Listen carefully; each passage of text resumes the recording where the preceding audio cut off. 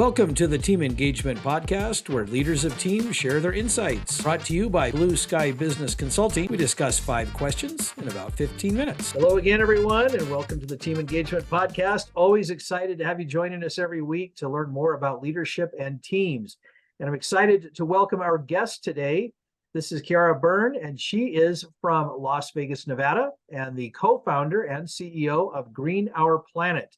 Ciara, thank you so much for taking time to be with us on the podcast today. What would you like the audience to know about Green Our Planet?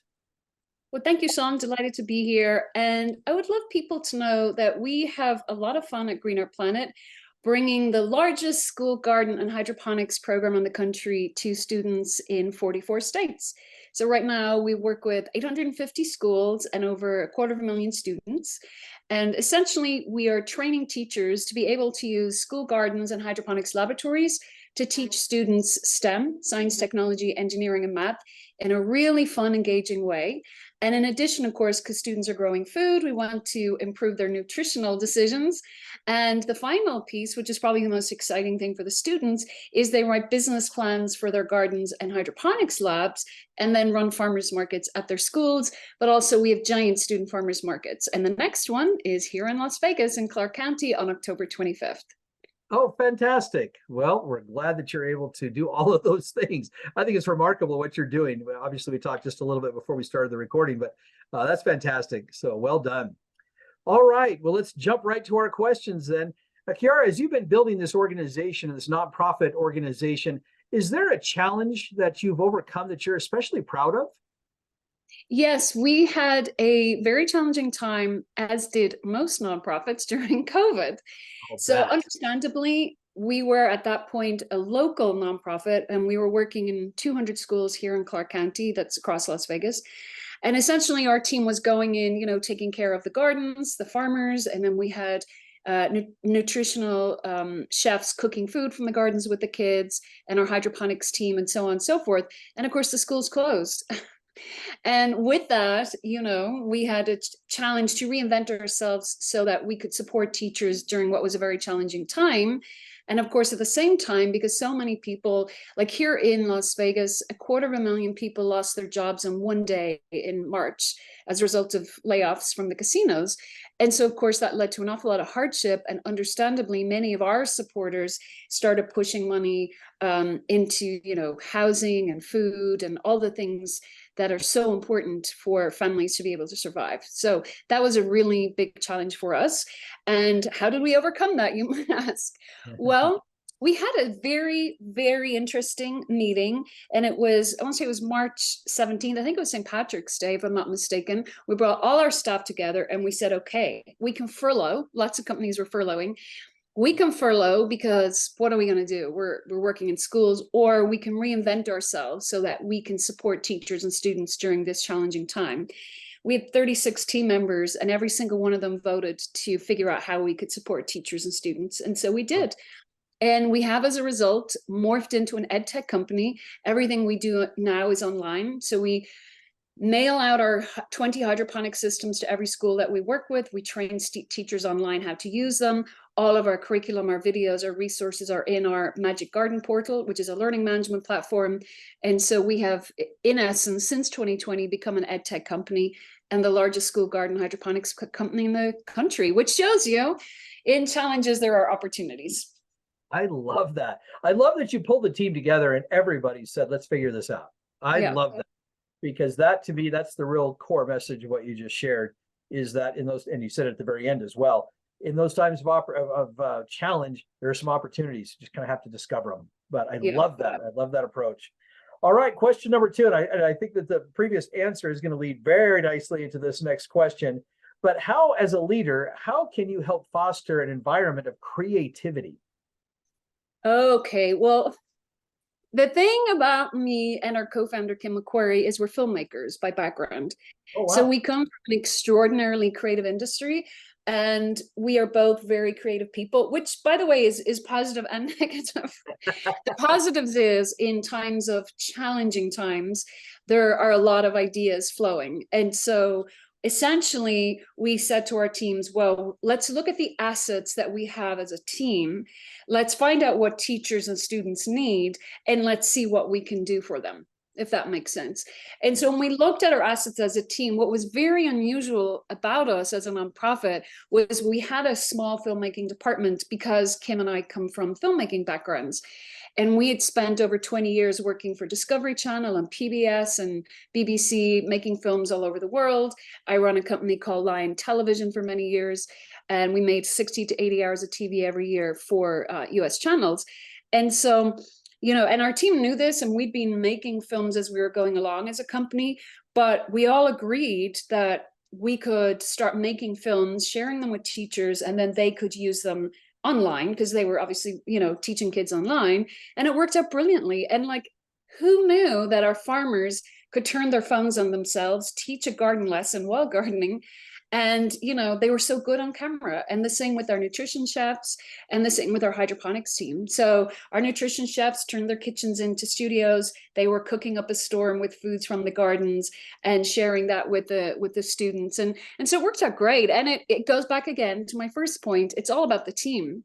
I mean, we could have had all the ideas we wanted, and we had many, but if the team didn't want to participate or didn't want to change their jobs, wouldn't have worked. So we have an extraordinarily talented, innovative, and a team that reaches for the stars. So. Oh, I love that. Great. Thank you for sharing that. All right. Question number 3, similarly, but how can leaders help the team members or the employees to trust each other? Yeah, that's a great question. I mean, I believe that if you trust the people, they will become trustworthy. So, you need to, and it's hard sometimes, when you're bringing in a lot of money, and when you have sponsors who are trusting you with $1 million and more dollars, and that you need to deliver certain things to them, and you bring on new people and you don't know them that well, but you just have to, what we do is we set what we call rocks. So some teams call them OKRs, KPIs. We call them rocks because we're on a system called the Entrepreneurial Operating System, EOS. And so every 90 days, every single person on our team has rocks. So this is super clear, SMART goals, right? They're measurable goals, they're attainable goals, and they have a deadline to them. And so every team member has that, and every 90 days we all report in. Yes, we achieved our rocks, or no, we didn't. And if we didn't, why? So what you see happening is you trust team members, and then if they start dropping their rocks, then you start to ask questions. But I start from a place of trust, as opposed to from a place of, oh my God, are they going to do it? Because I also am the opposite to a micromanager, for better or worse, honestly. I'm not a details-oriented person. I'm a super creative, innovative leader, which again is positive, but it also has its drawbacks. And so I think, I start with trust, and then if people don't deliver on their rocks, well, then you ask questions. Oh, that's great. Yeah, great tips. There's several things in there that you mentioned that I think were really helpful. So good information. All right. Question number 4. Now, I'm sure that in the past, there's been either a situation or a challenge that maybe didn't go quite as well and might be perceived as a failure. But can you share a time when you changed a perceived failure into a win?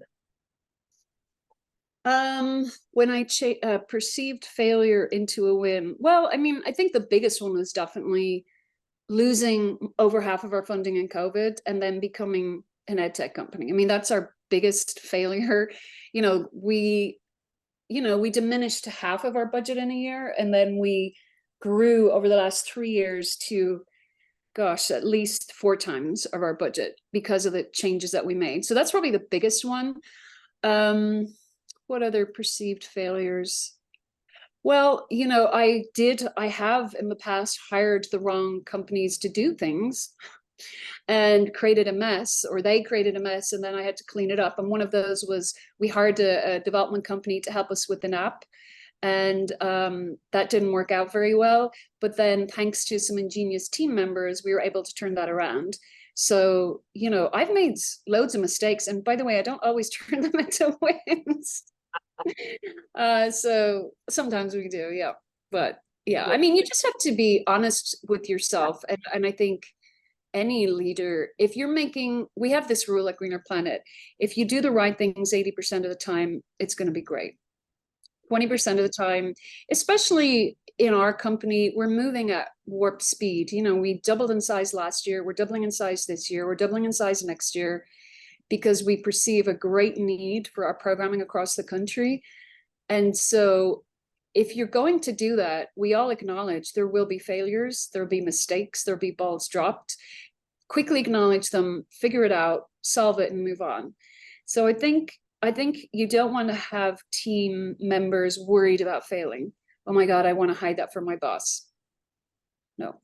Well, I love that, because there's a confidence that we build up when we do have what might be called that perceived failure, but we have that confidence going into something. And just as you said, even if there is a perceived failure, we know we can accomplish it. We know that we can get past it. We can figure out a solution, get around it, whatever it takes.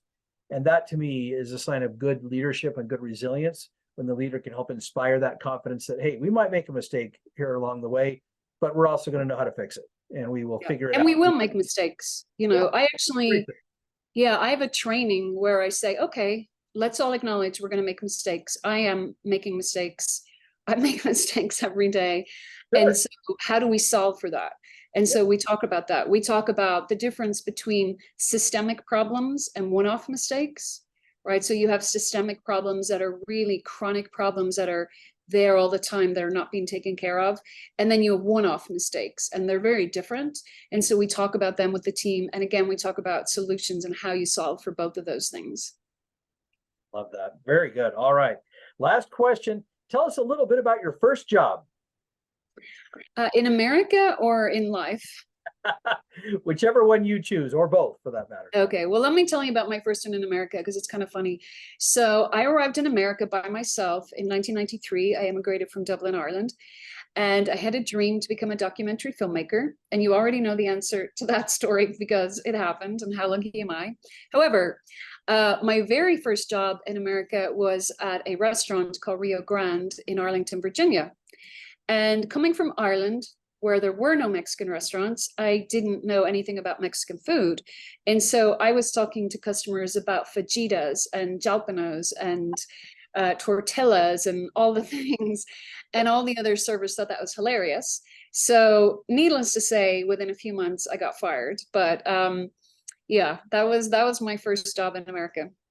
And then my first job in life in general was at a hotel called the Spa Hotel in Lucan in Dublin, Ireland. And I was 15, and I was learning German and French in school. And I was a sort of a coordinator for tour groups who came in from Germany and France, because I could speak French and German. So.